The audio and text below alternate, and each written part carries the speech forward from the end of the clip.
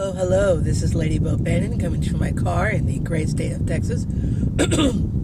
As you can see, I have my headgear on.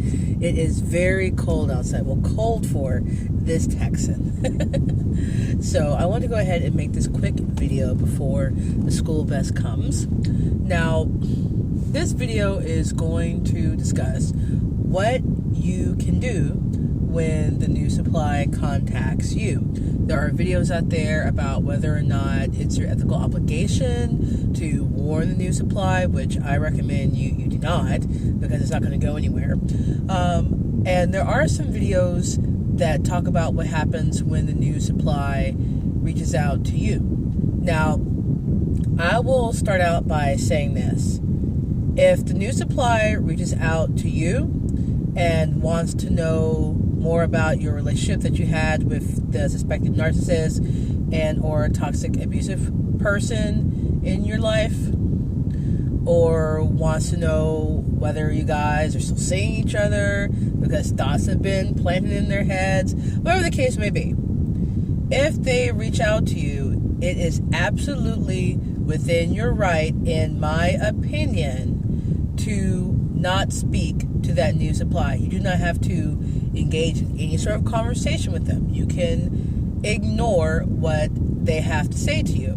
Now, it's my opinion that if they are reaching out and it's an emergency, someone's life is in danger, then in my opinion, the proper authorities should be called. But barring an emergency that you definitely know is going on, you do not have to talk to the new supply. They're not entitled to conversation and communication with you, especially if it has been made known to them what they would be dealing with. However, it is your personal decision whether or not you want to speak to the new supply. And if you do, I have the following tips.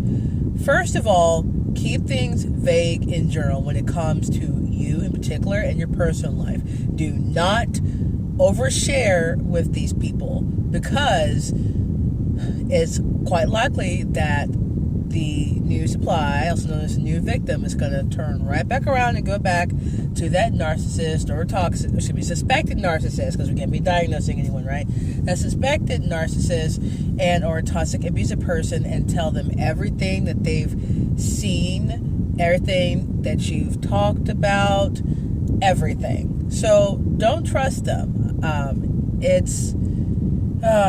It's hard because you want to be sympathetic, you want to be empathetic, you want to let this person know that you are a safe person to share with, but that does not mean that you need to share everything.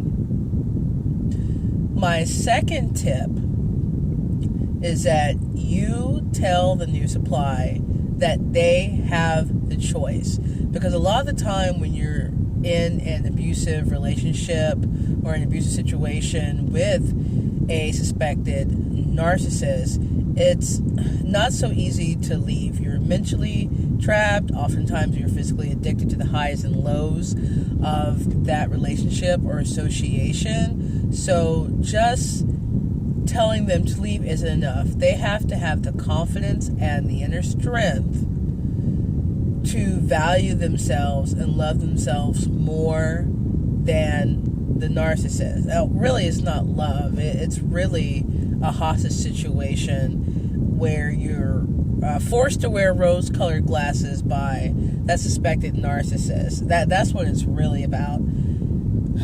Pathologically narcissistic people aren't going to want their supply to just up and leave. It will put them in a tailspin, and it could potentially draw you into the drama and bring a suspected narcissist back into your life. So there are some cons to speaking with the new supply, because the suspected narcissist is not going to like that you're getting involved and you are pulling down their mask, even if it is them that has actually thrown it off in front of the new supply. So I'm going to tell you what happened in my situation. I'm not going to go into detail because what happened might involve some legal matters that may take place in the future. But I will say this. When the new supply reached out to me, I made the decision to speak with her again, because this wasn't the first rodeo for her. I guess she didn't believe what was presented to her the first time, so she decided to test the waters. And boy, did those waters go up over her head. Let's just say that. I didn't gloat.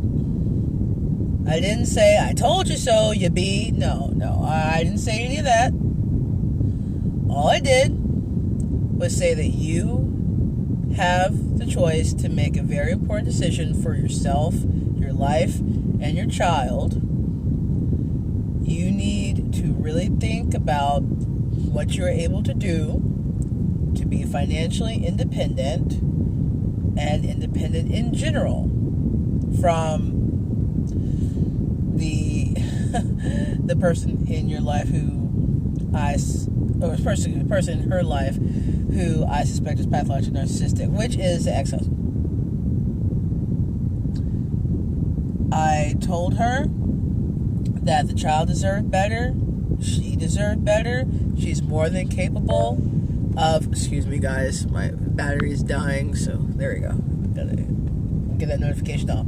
I told her she's intelligent enough, educated enough, has enough work experience to go out there on her own and make it. I advised her to fake it till you make it. Take whatever responsibility, blame you're going to take. Pretend like everything's okay and plan in silence. Now, she mentioned to me some things about things going back to normal and going to counseling. And I just rolled my eyes inside and told her, no, counseling's not going to work. I mean, you could definitely get counseling for yourself. I certainly recommend it if that's what you want to do. However, counseling's not going to work with this. However, this is your decision. So I put it back on here. Guys, one of the hardest things is being accountable for the decisions that we have to make. No one can keep us trapped anywhere unless they are physically keeping us trapped, and then that's a whole another story. But mentally, you have to break out of the cage, and it's a hard thing to do, moving through that brain fog and that cognitive dissonance. But guys, you can do it one day at a time, 1 minute at a time. So anyway, again, it is your decision whether or not you want to speak to the new supply. Just keep your guard up. I wouldn't invite them in too much. It's just that, yeah, you can't be too careful. I'm just going to say, you can't be too careful. I still don't trust a new supply. I think that she's going to continue to live in the illusion, and it may cost her life, but that's her decision. The only thing I can focus on is myself and the lives of the kids that I share with the ex-husband, who I, again, suspect is pathologically narcissistic. And I'm going to take the legal steps that are available to me to protect the children and do the best that I can to do that. That would not be news to the ex-husband. He knows I don't play around. He knows I love our children, and I'll do anything that is within my legal right to do to protect them. Now, that's not going to stop him from being an a-hole and trying this or that and trying to sabotage me one way or the other.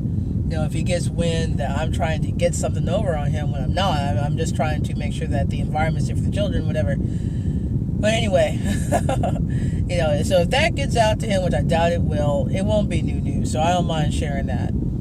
I mean, what choice do I really have? I mean, I have a choice, but the alternative to not doing anything is putting the children at risk. So anyway, that's all I have for today. If you like this video, go ahead and hit the thumbs up, subscribe to keep up with me, and hit the bell to be notified of new videos. That's been Lady Bannon, and you have a good one. I'll see you soon.